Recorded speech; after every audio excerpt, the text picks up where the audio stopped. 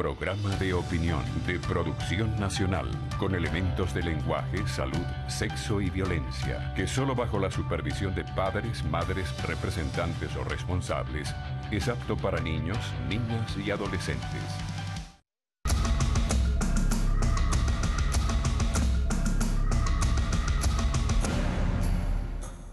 Muy buenos días, voy a conversar con Luis Florido, diputado de la Asamblea Nacional por el Estado Lara. Y de esa región, como este programa se llama Regiones, me han preguntado mucha gente qué hace Luis Florido por ese estado desde la Asamblea Nacional. Bueno, por el Estado Lara nosotros quisiéramos hacer mucho más de lo que hacemos hoy, pero el bloqueo que nos tiene el Tribunal Supremo y este régimen ha impedido que nosotros podamos aprobar créditos, que podamos aprobar créditos adicionales para que la gobernación del Estado, las distintas alcaldías puedan emprender los distintos proyectos que hay.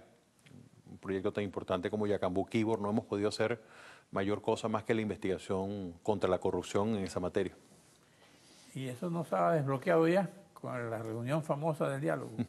Eso no está desbloqueado aún, esto está por verse. Esperamos que el diálogo no se convierta como en una oportunidad que un amigo me invitó a una parrilla y la parrilla no había carne, era una parrilla sin carne, solo con contorno.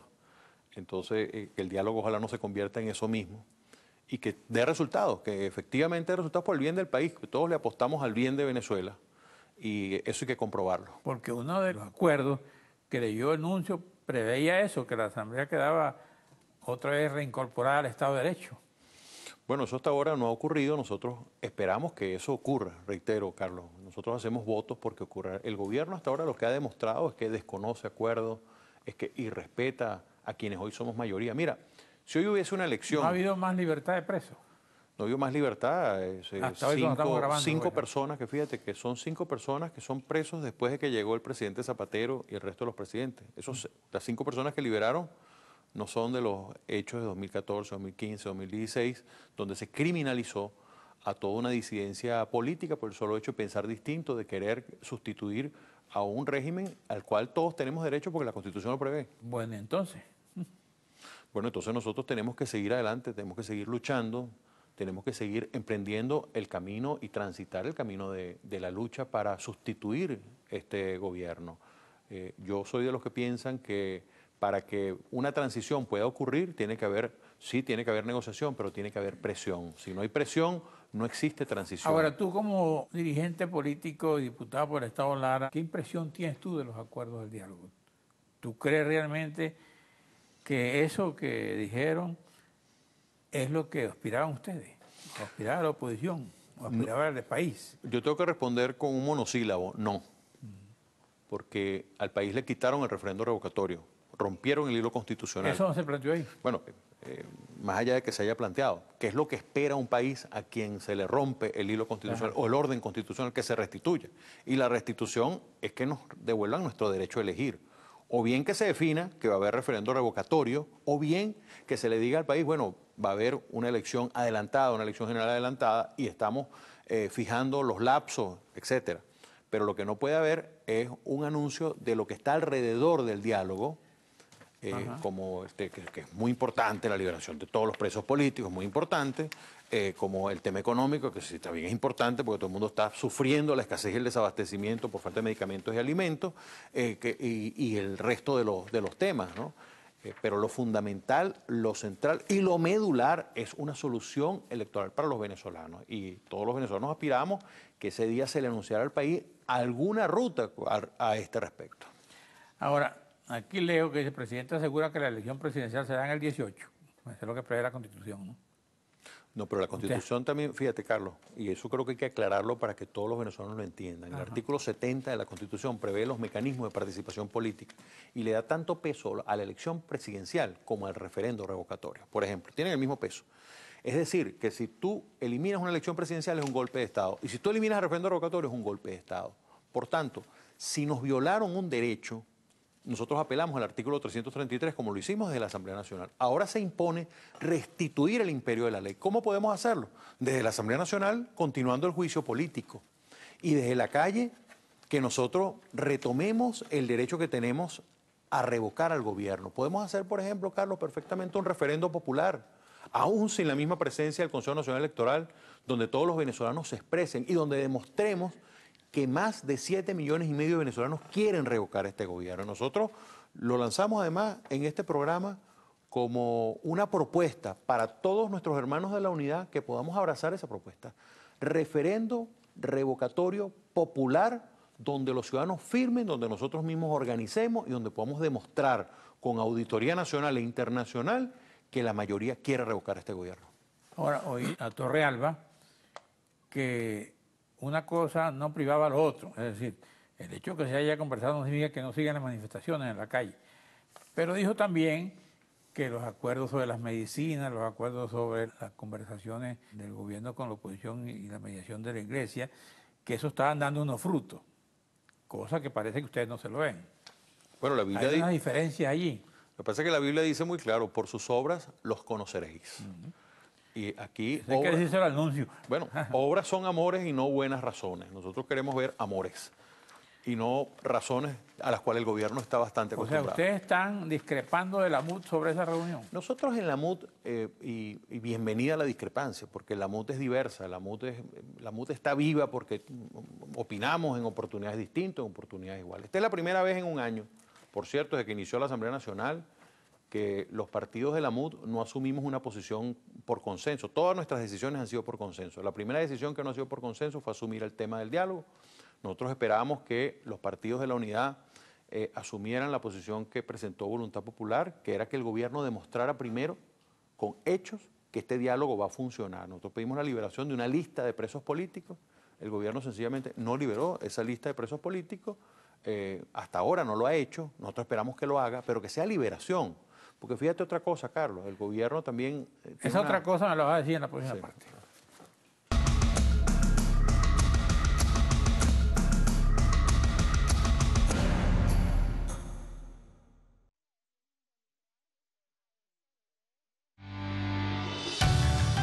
Estás viendo Regiones.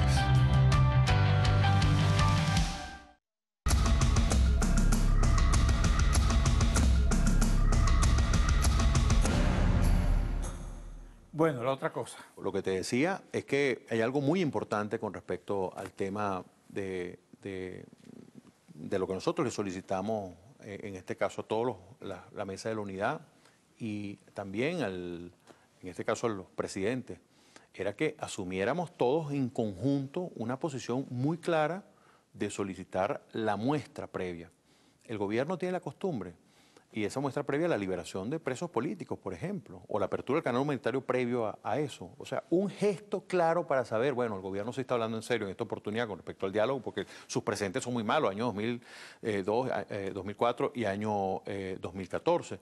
Bueno, y entonces, ¿qué es lo que hace el gobierno cuando libera un preso político? No lo libera, como con Antonio Ledesma, que lo mandaron a su casa, preso en su casa. Era ella que está en la lista de los negociables. Bueno, más allá de que esté en la lista o no, que por supuesto la idea es que se le liberara totalmente y que ojalá que eso ocurra, es que el gobierno de verdad libera a la gente. Por ejemplo, el gobierno tiene 3 diputados presos, 3 diputados que tienen inmunidad parlamentaria. En el momento en que ellos se juramentan, se produjeron todos los eventos para que se juramentaran y no los han liberado y no se han podido juramentar. Ojalá y eso ocurra, porque todos le apostamos al éxito del país, todos le apostamos a que ojalá el mismo diálogo tenga éxito para que entonces podamos decir, bueno, sencillamente como el diálogo está teniendo éxito, eso quiere decir que hay condiciones para incorporarse a la voluntad popular. El otro punto del acuerdo, que no es parte de la confirmación, otro lo niega, es el caso de los 3 diputados de Amazonas. Nuevas elecciones en Amazonas. Eso se ha venido diciendo y se dijo que el acuerdo incluía nuevas elecciones en Amazonas. ¿Se va a admitir que hubo un fraude? Mira, a mí me parece que eso fue yo no sé si eso al final se acordó exactamente como está, o se acordó que el Tribunal Supremo decida, porque ¿cuál es la omisión? La omisión es que la sala electoral del Tribunal Supremo no ha decidido sobre eso, y los 6 meses que tenía para una medida cautelar, en este caso, pasaron. Es decir, que ellos están en pleno ejercicio de sus funciones como diputados. ¿Qué tendría ahora que hacer la sala electoral? Que decidir el caso. O bien reconocer que ellos ganaron la elección, o bien anular esas elecciones y convocar una nueva elección. Lo que no puede en una mesa, y es algo en lo que nosotros no estamos de acuerdo, es tomar una decisión previa. Esa decisión tiene que tomarla la sala electoral, no la ha tomado, y lamentablemente sigue existiendo este problema, este conflicto con el gobierno, que no termina de reconocer a la Asamblea Nacional que ganamos además en buena ley. Mira, Carlos, si mañana hubiese una elección y se presentaran 4 bloques políticos, entre ellos el gobierno quedaría de cuarto. Hay encuestas que le dan menos de 20 puntos al gobierno. A Nicolás Maduro en popularidad, en la última encuesta de Jesús Seguías, por cierto, de Datincorp, le dan 11 puntos a Nicolás Maduro, y a Aristóbulo Isturiz 6. Y después Elías Agua 3 y Diosdado con 1 punto. O sea que Agua está por encima de Diosdado, y su socio Tarek está por encima de Diosdado también.